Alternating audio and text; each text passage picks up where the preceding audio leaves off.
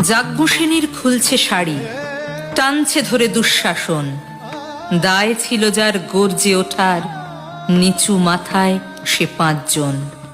দুর্যোধনের নগ্ন উরু, ইঙ্গিতে তার ধর্ষকাম।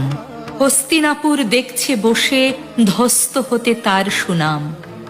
অন্ধ রাজা সিংহাসনে, আর তো চেঁচান বৌমা তার। নিজের দলের নির্যাতনে সব রাজা হন নির্বিকার।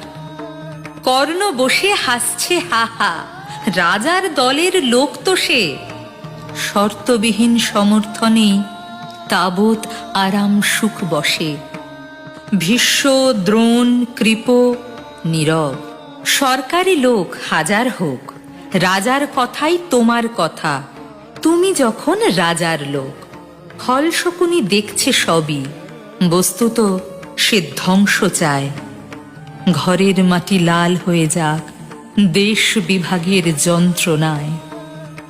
সুশীল সভায় ঘটছে যখন রাজ অপরাধ জঘন্য, তখনই তার বিরোধে চেঁচিয়ে ওঠেন বিকর্ণ।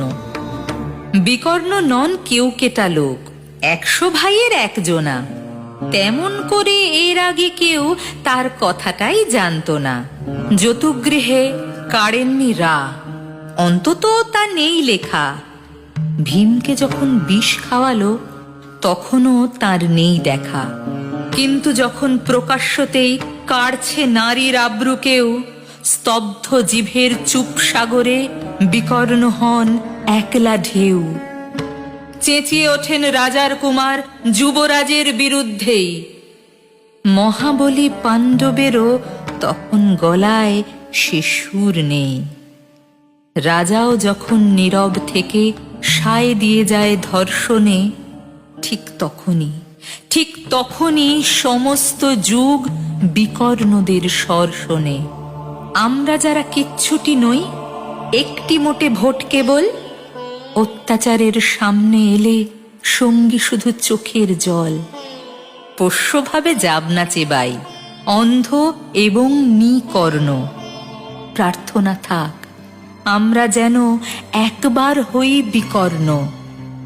প্রার্থনা থাক আমরা যেন একবার হই বিকর্ণ।